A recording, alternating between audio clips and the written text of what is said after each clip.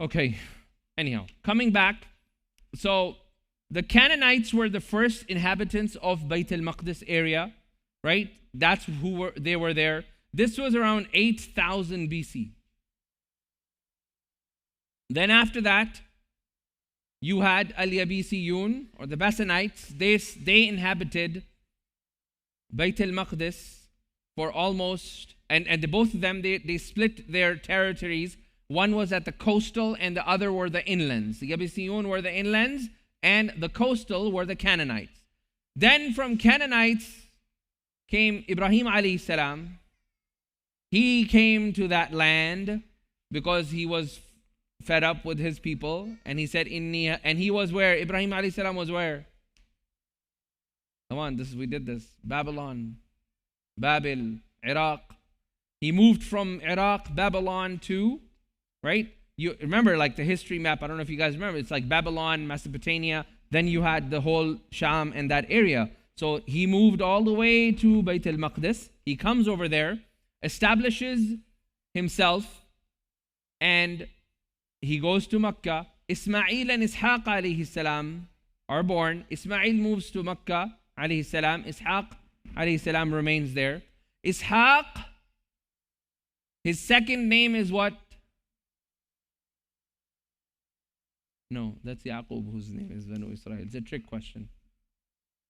So Yaqub's name is Banu Israel. Ishaq, he is also, according to our own tradition, just so you know, within the tafsir scholars, there is an ikhtilaf whether it was Ismail alayhi salam who was the one that was, because in the Quran it doesn't mention Ismail alayhi salam. Through the tafsir books we know it's Ismail alayhi salam. So within the tafsir books like Ibn Kathir, Qurtubi, you're going to find that within our own tradition, who is the Dhabi'? That event, it's either Ishaq or Ismail. Both opinions exist. That really doesn't change our iman in them, right? It's an event that took place. It doesn't change our iman in them. Now, after Yaqub alayhi salam is born, and Yaqub alayhi salam's son Yusuf alayhi salam, he moves to where? Egypt. Long story short, 30 years later, everybody, all the 12 tribes, Ithnata Ashara Asbatan, all the 12 tribes, or the 12 sons and their families with Yaqub alayhi salam, they all moved to Egypt. So that's how, in the life of Israel or Yaqub alayhi salam himself, they didn't stay in Bayt al-Maqdis for more than 70 or 60 or 70 years. And they still don't have any power in Bayt al-Maqdis. Then, last week we covered the story of, come on, big story. No, last week we did Dawood and Jalut. Where were you guys? The week before was Musa. You probably didn't have your chai. Don't worry, Hanifa is making one. So, Dawood and Talut, we did the detailed description of that. Dawood alayhi salam was a 16-year-old man. They only had, if you read the least estimates, after filtration, mistakes being left behind, they only had 10 or 11. If you add the king himself, 11. And another narration, it was 111. Still, where did they start from? 70,000, and they ended up with 111. And then Talut said, whosoever from amongst you kills Jalut, I will marry my daughter to him. وَهُوَ خَلِيفَةٌ عَنِّي. He is going to be my king. After I die, he will be the one who is going to be responsible. Nobody got up.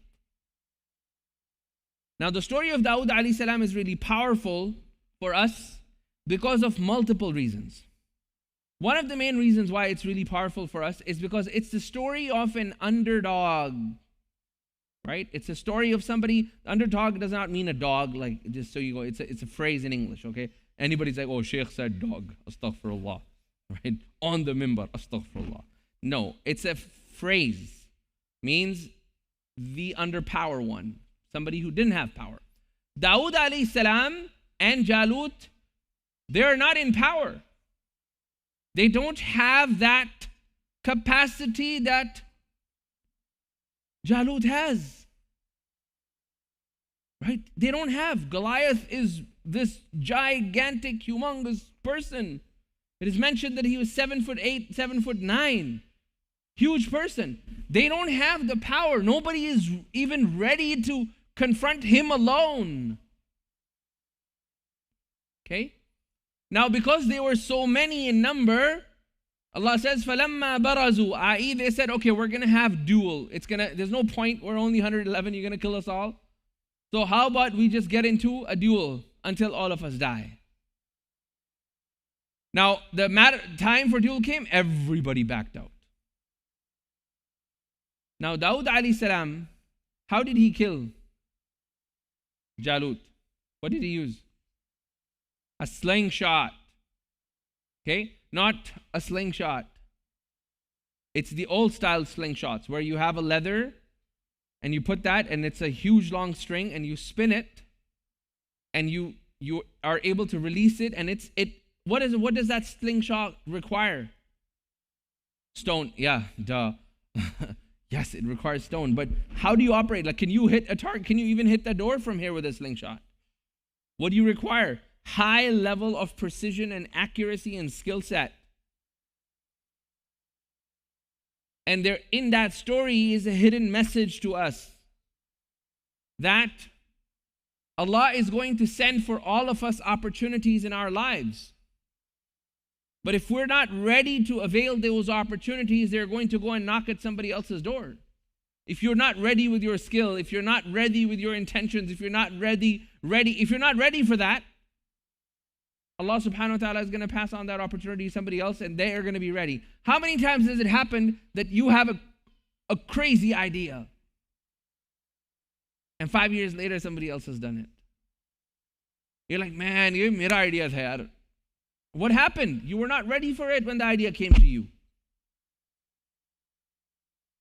So a believer is always in a state of constant preparedness. They're ready to get to the next level in every element of their lives, whether it's education, whether it is skill set, whether it is work. Your boss leaves all of a sudden, and you're the oldest person. But if you don't have the skill sets, guess what? You're not going to get promoted. That is why you have people that have been in their jobs for 17 years in the same role.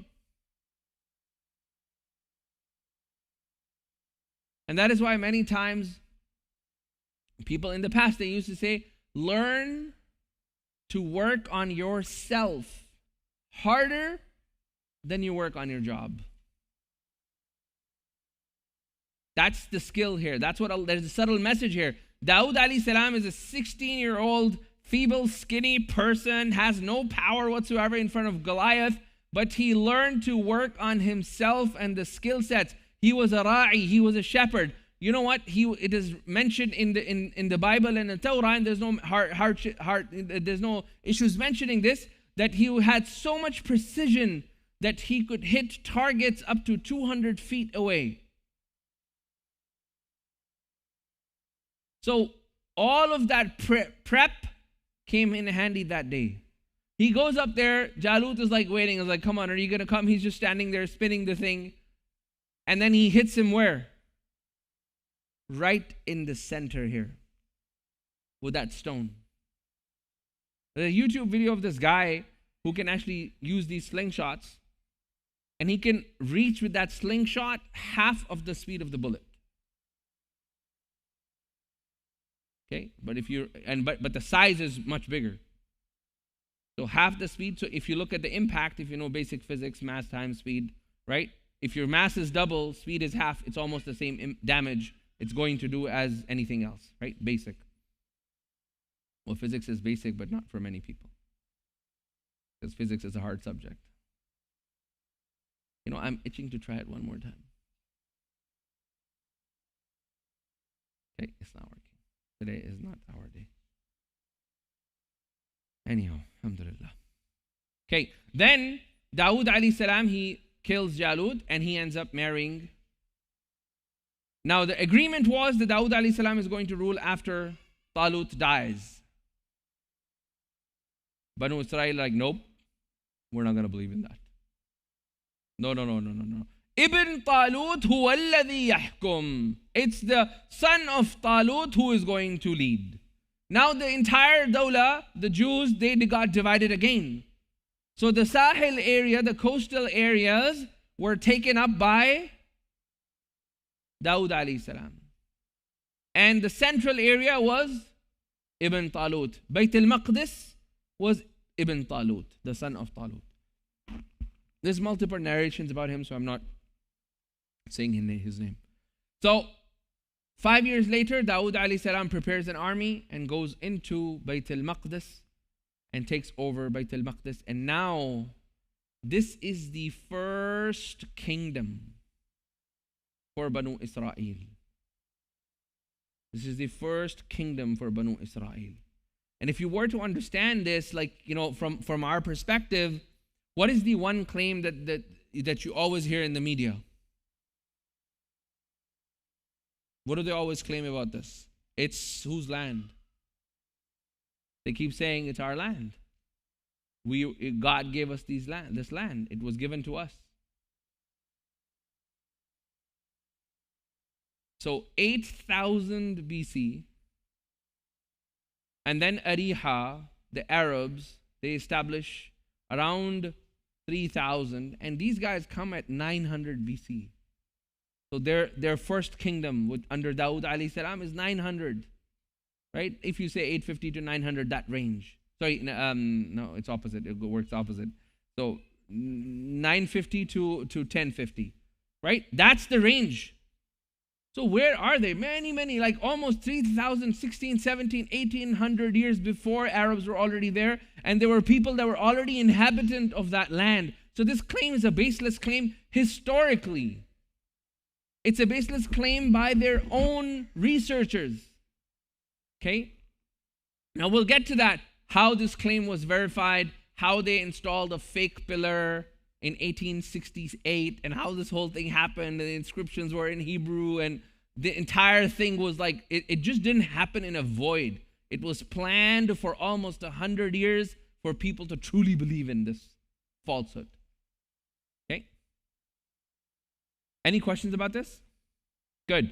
So Sulaiman alayhi salam now comes. Dawood alayhi salam has passed away. And Allah subhanahu wa ta'ala has given Sulaiman alayhi salam power that no other Nabi has ever been given. Rasulullah sallallahu alayhi wasallam mentions about Sulaiman alayhi salam that once Prophet sallallahu alayhi wasallam was praying.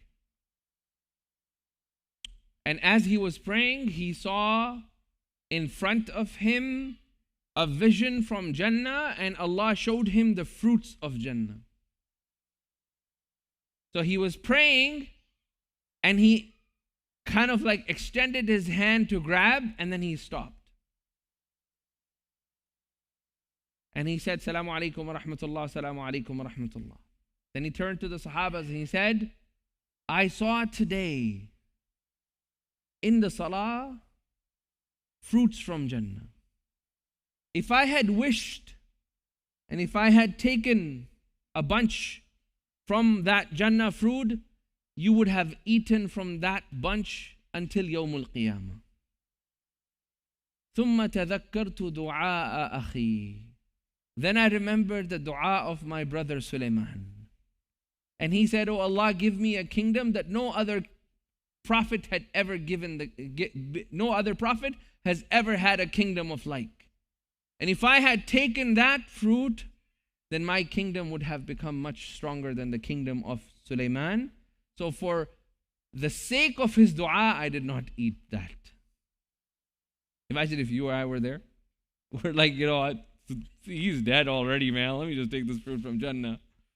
Right? Subhanallah. Look at the ihsas, the feeling. Today we don't have any feeling for when we park somebody's car, when we park, and now we're still sitting and talking and you're blocking somebody. Here Rasulullah is having a feeling of his brother Nabi who has passed many thousands of years ago. And he's like, I'm really concerned about his feeling because, he made this dua, I need to be careful. and having this conscious empathy for him. And we have zero sympathy for somebody else's time.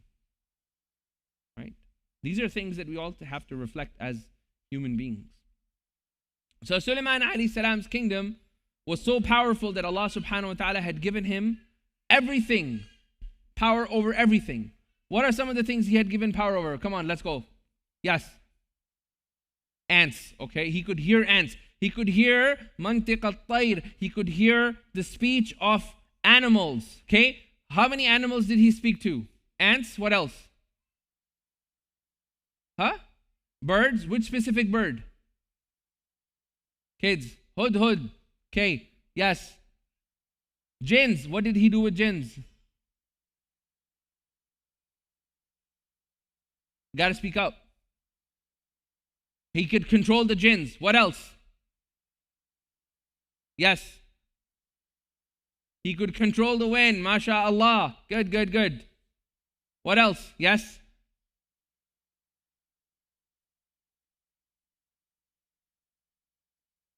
No. Well, we're going to get to that. Not temple, yes. Okay, he had one of the largest armies. What about his kingdom? Yes, Hassan. So he had an absolute control over the armies of humans, insects, animals, jinns. Allah had made, like, under his command, every living creature, every non-living powerful thing was under his control. Like you can imagine. The jinns built for him a palace that was made out of qawarir. It was made out of glass.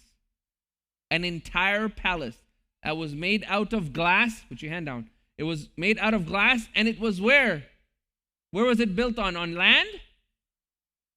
On sea. The entire palace was glass.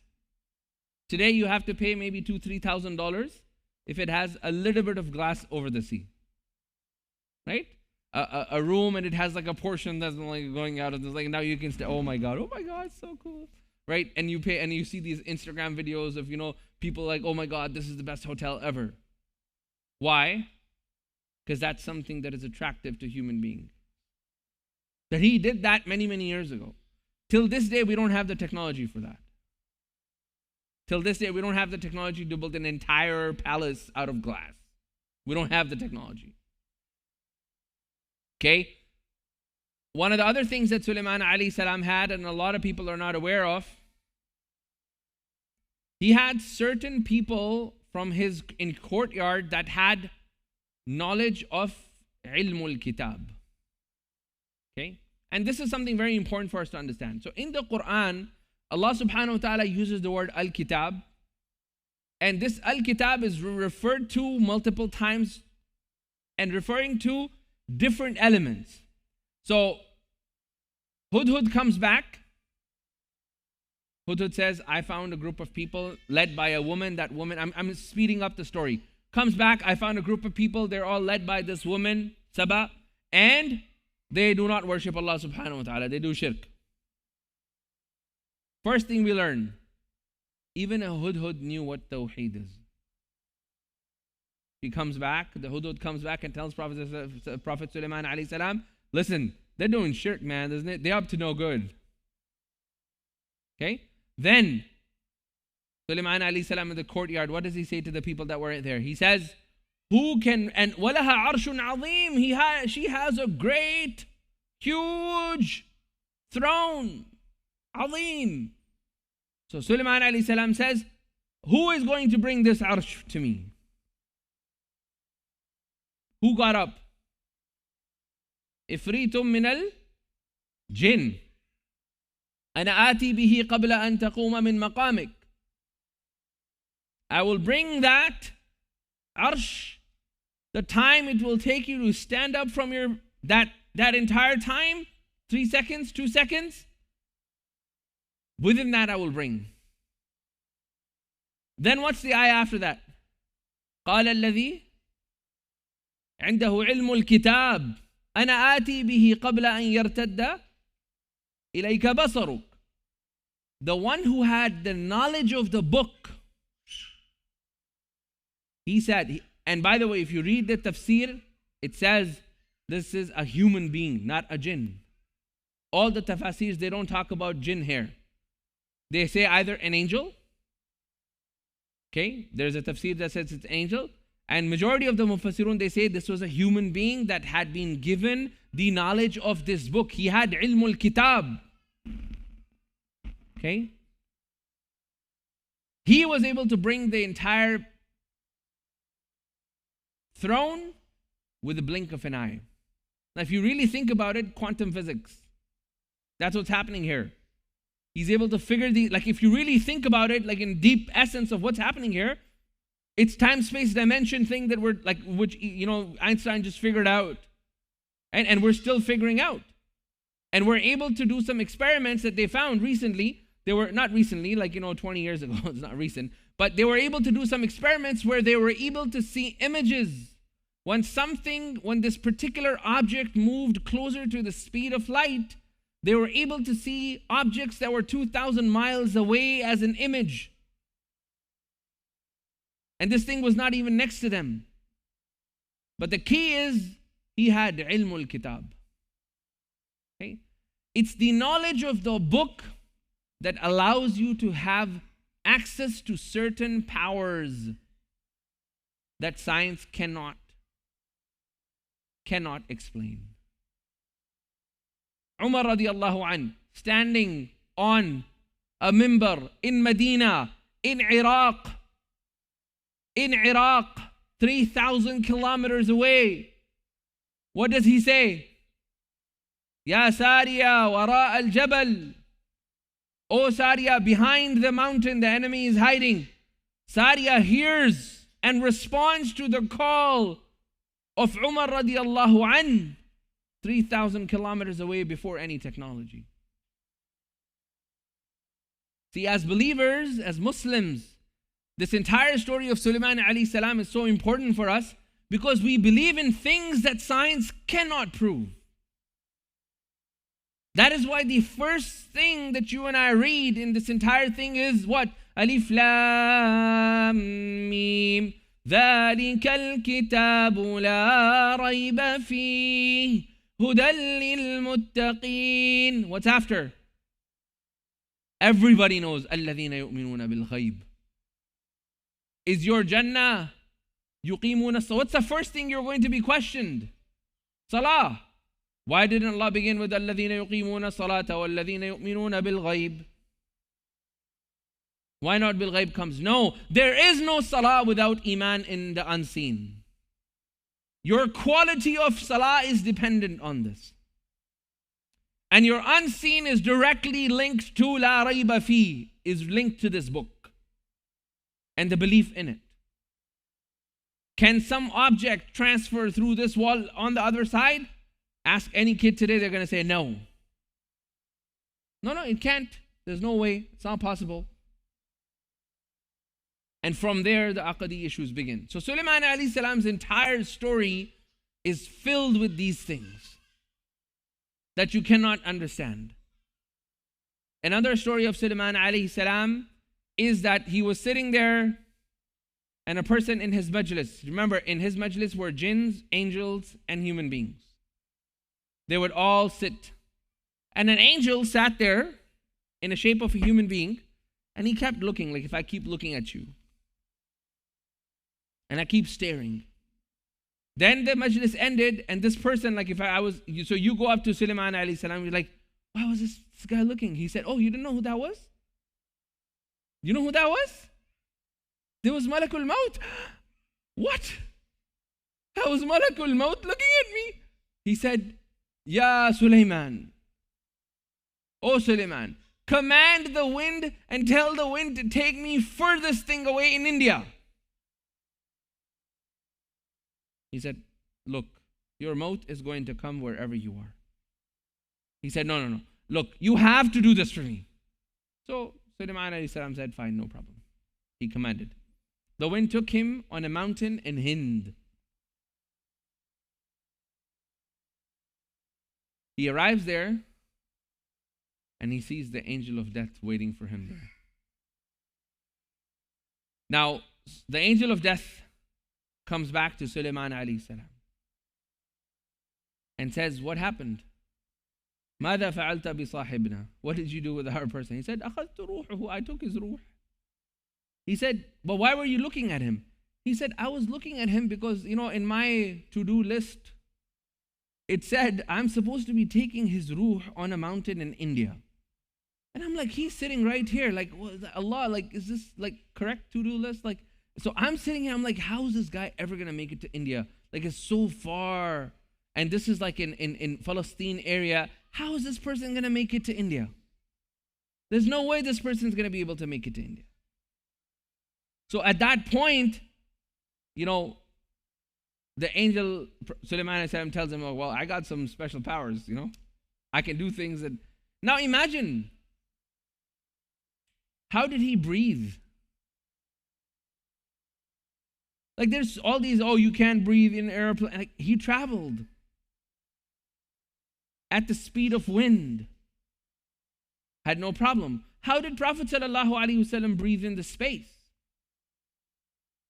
Not in space, he went beyond space. He went to this first heaven, second heaven, third heaven, fourth heaven, fifth heaven, sixth heaven, seventh, beyond the seventh, where only Jibreel and the Prophet ﷺ is allowed to go. What happened to the minus 144 Celsius degrees? Prophet ﷺ came perfectly fine. Right? So science cannot give us all the answers.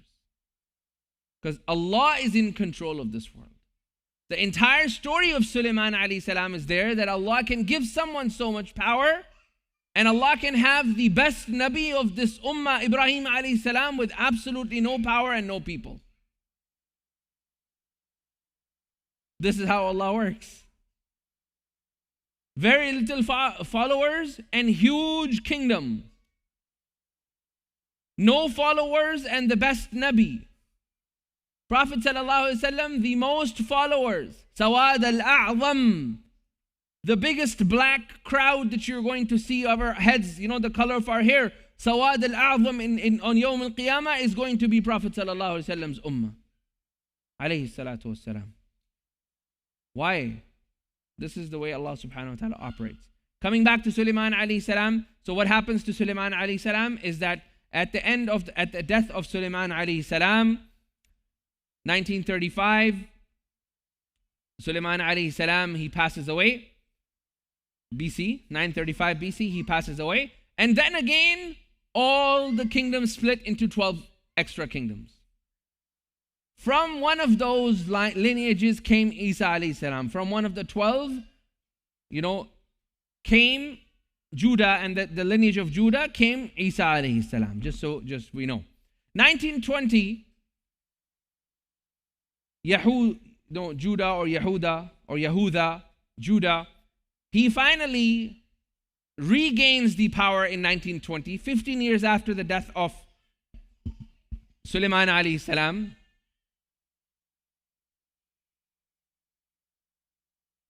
And that kingdom, it only comes into power because Judah took help from an Egyptian king. And this has been a historical way of them gaining power from the time BC until now. They don't have power from within.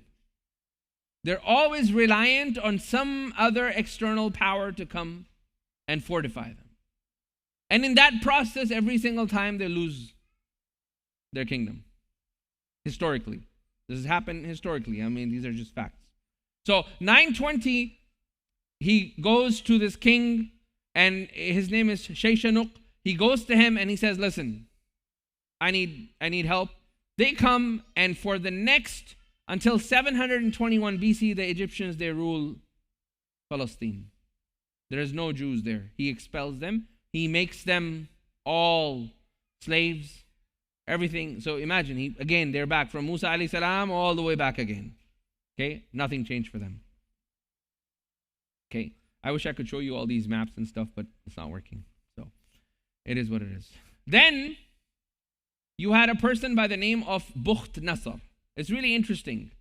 So almost 400 years after the death of Sulaiman alayhi salam comes another person from Iraq.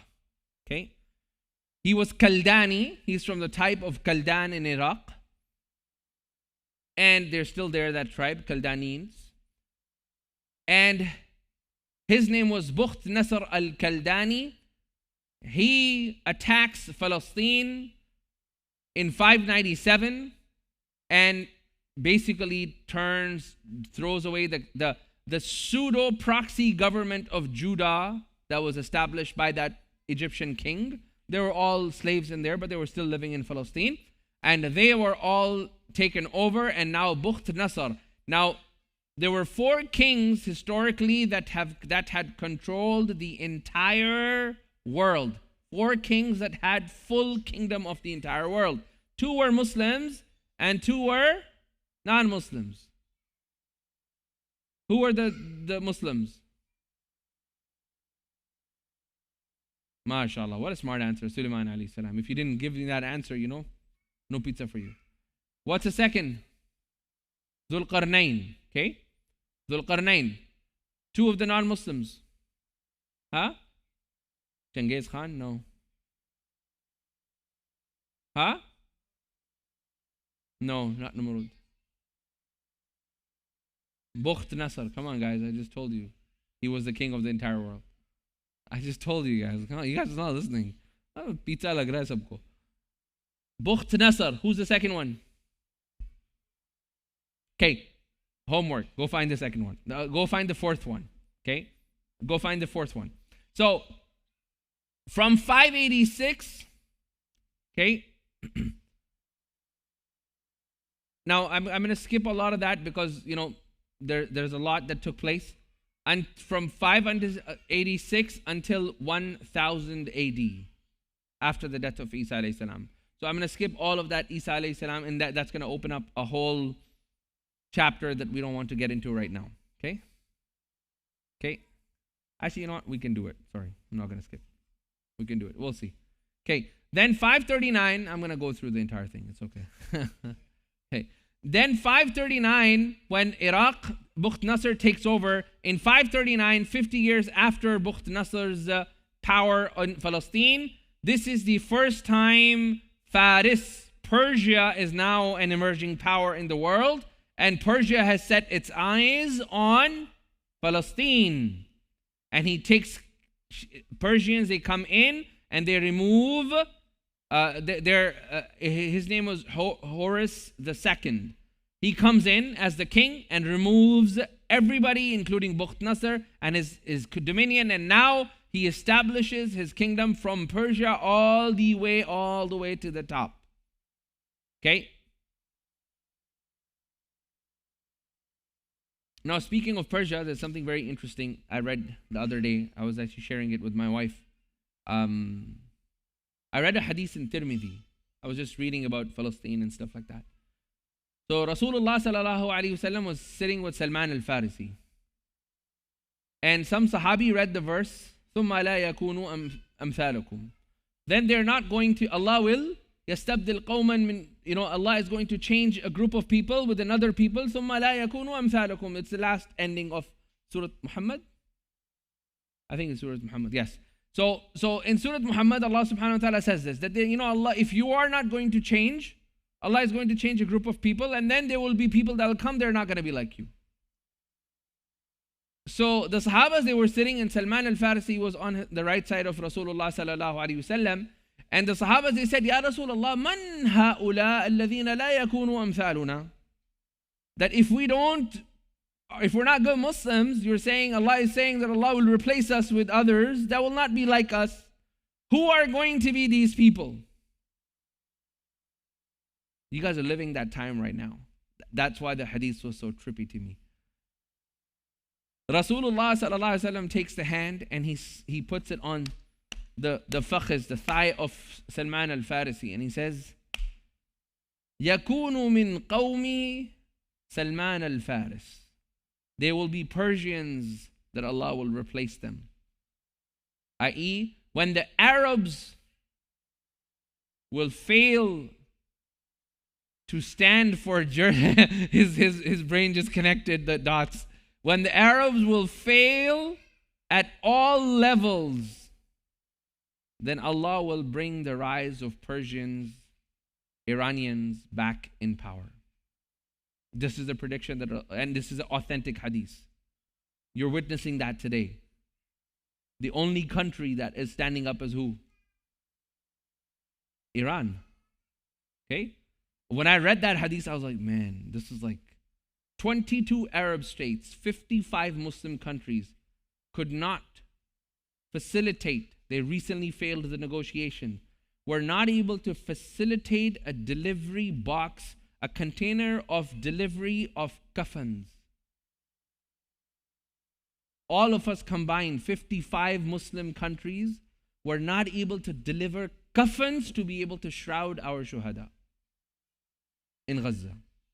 Now, when we're not talking about food, we're not talking about water, we're like, okay, these guys are dead. Can we get a container of just white rolled cloth? 55 countries, we all failed. Until Spain comes and requests, and it's given, the approval is given. Spain was able to deliver kaffan to us. Okay? So we're living in times, it's very important for us to understand what happened with them is happening to us. That is why Banu Israel's story is etched in the Quran multiple times. Ki aise mat banna. Don't be like these people. Don't be selective followers of deen.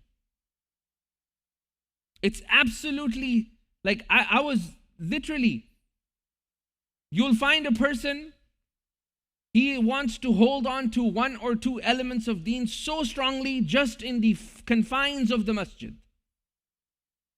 But that person will walk outside the minute that he steps beyond masjid as if Islam was left here. And then outside they're going to be something completely different. And this two-faced lives that we live is the root cause of why we're not able to rise. We are one face when we come to the masjid, and we are another face when we leave from here. It's very sad. It's very sad. I was invited to some gathering, and few individuals that were so concerned about mixing in this masjid, they were sitting in an absolute mixed environment on a table with sisters. So what is this? Religion's only for the masjid? No. Right? This separation that we have created is not part of Islam. Islam walks with you in every single aspect. The same person who does not want to see any sister in the masjid is now smiling in front of the teller in the bank. You can work with the teller without smiling at him. Hey, Jennifer, Assalamu alaikum. Jennifer does not say salam back, right? So, no, it's sad. So, this hadith is indicative that when Arabs, they fail,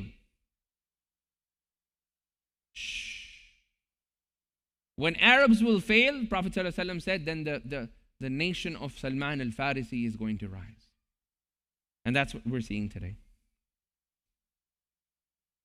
Let me know, Shakil Bhai, when you guys are ready. I have 178 slides, and I'm only on 17. Just letting you guys know.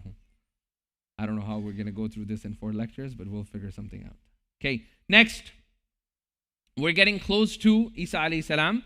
So this is 321. This is around 321. And so now what happens is almost for okay, this is really annoying because I'm hearing a lot of, so can we separate all? I know you guys are all Hifz buddies, mashallah. I love the fact that you're all Hufaz too, but so find another spot. Separate. Kulu, get up.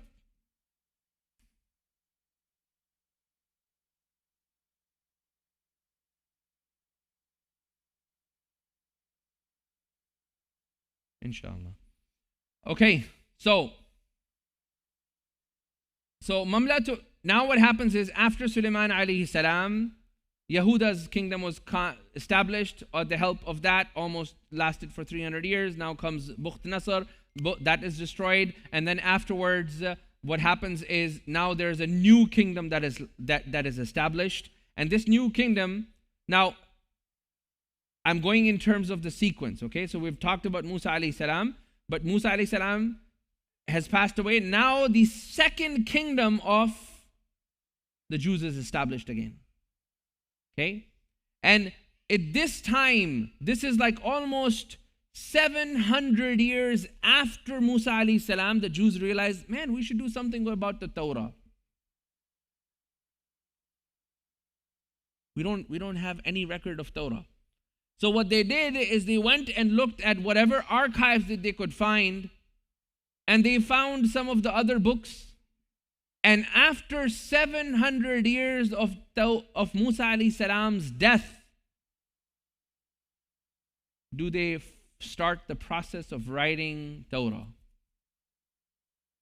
Okay? So the Torah that they have is not the Torah that Musa alayhi salam had. This is historical fact. It was actually written 700 years after. The only tablets that they had left from the time of Musa alayhi salam were 2 tablets that were found. If you remember the last time we talked about the story, there were only 2 of the 10 commandment tablets that were left in that tabut, in that casket that the angels brought to them as a sign that Talut is the king. Okay? Then, next part. Now, we were talking about Persians. Persians have taken over. Now, this is where... Okay, one second. I'm getting messages. I need whoever's messaging me, please stop messaging me. This is really annoying. My don't disturb is not on. Okay. Then the Greek and Alexander the Great. Okay, Alexander the Great comes and he establishes rule of Allah subhanahu wa ta'ala in this entire earth. وَالْمَلَكَ الْأَرْضَ كُلُّ He becomes the king of this entire earth. According to most of the tafsir books, this opinion is split into 2. Whether Dhul Qarnayn was a human being or an angel. Whether he was a human being or an angel. If we read Surah Al-Kahf, anybody attended the tafsir that I did of Surah Al-Kahf in Ramadan? Who was there? You were there. Yeah, so we don't want to take them on a time-space dimension. But, Surah Al-Kahf is filled with things that, if we understand it from a perspective that he was an angel, then we understand in a completely different world. Okay? We're not going to get into that. He establishes the kingdom again once more time in Bayt al-Maqdis until the first Roman Empire. Until the first Roman Empire is established. And this basically the first Roman Empire, this is 37 years before Isa alayhi salam is born. Okay? 37 years before Isa alayhi salam is born. It becomes fully controlled by the Romans. And after the birth of Isa alayhi salam, 37 years after his birth, the Jews, they declared a fatwa that Isa alayhi salam ittahamuhu bil kufr, he's a kafir. And they basically passed the verdict that wherever Isa alayhi salam will be found, that you find him and you execute him. And Isa alayhi salam with his disciples, he hid in the cave, and the entire story. And then somebody from those disciples actually deceived, he was not, he was an informant. Okay? Speaking of informants, just a community service announcement. We've been getting a lot of strange people walking in the masjid. Okay? Several brothers have come and spoken to me about it. Okay? I don't want to make a public WhatsApp announcement. Just FYI, if you see somebody strange, go up to them, say salam to them. Okay? Because there's been some strange, Actually, even today, like 3 brothers came to me and said, I found some strange people. They were like, snooping around in the masjid. So just, this is going to happen. It happened before. Most of you that have lived through 9/11, you know what we're talking about. Be vigilant about it. If you have kids that fool around in the masjid and they are hanging out in the lobby, it would be a good time to talk to them, not to say things, not to say stupid things, right? Because you don't know who's around. Okay, we don't want to live in fear, but if you see somebody new, go up to them and say, hey, I don't know you, where are you from? Assalamu alaikum, whatever, okay? Just FYI. So, over here, I'm going to stop, inshallah. Shakil bhai, are you guys ready? Are you guys ready? 5 more minutes? Okay. Okay, so we'll stop here. If anybody has any questions related to this, or I can talk a little bit about what is happening right now. Yes. I skipped it intentionally. Yeah, those words on YouTube are triggered, right? Temple of Solomon and stuff, and then, but I have the entire, like in my slides, I have the Temple of, like it's all there. But I think that's a more political conversation, and the exact, it will become a history lecture, right? So, you want the Temple of Solomon? We can talk about it now. Temple of, yes. Okay, they're asking questions. That doesn't mean we can talk. Shh. Waterfall. Okay, yes. You got to speak louder. You got to speak louder. Stand up. Stand up, stand up, stand up. Okay. Yes.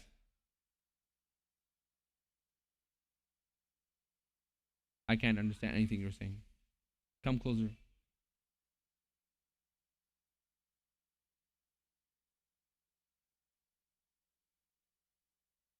Which book do you think Sulaiman alayhi salam had? What was his father given? Dawood alayhi salam. وَآتَيْنَا دَاوُودَ Zabur. So Sulaiman alayhi salam, he, very good question. What was the book that was given to Sulaiman alayhi salam? Sulaiman alayhi salam ruled with the book of his father, Zabur, the book that was given to his father, which was called Zabur.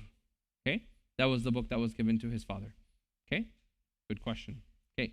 Now, so somebody asked the question of Temple of Solomon or the Temple of Sulaiman alayhi salam. The Temple of Sulaiman alayhi salam is an interesting thing because what we have in the Temple of Sulaiman today, where Masjid al-Aqsa is and the Dome of Rock, combined that area, that's what, according to many, they've made falsified claims that that's where the Temple of Solomon is. That's not actually true. Even in their own books, there's no specific location of the Temple of Sulaiman. Okay? Now, the closest that we've been able to find the Temple of Sulaiman, I'm going to show this anyways. For those of you that are close by, you'll be able to see it. Okay? So, this is like, I drew some annotations so that you guys can see. I wish I was able to show this. Okay? So, what you see here is the Temple of Sulaiman. So this is the Dome of Rock, Masjid al-Aqsa. You see all of that over here. This is the Mount Olive. This is the valley. Now, the current ruins, according to UNESCO, is that the Temple of Solomon is not where Bayt al-Maqdis is, or not even where their Wailing Wall is. This is by UNESCO. Like, I'm not making this up, man. So, all of this requirement of getting rid of Masjid al-Aqsa and turning it into the Temple of Solomon is something which is more of a political agenda than even anything religious. Okay?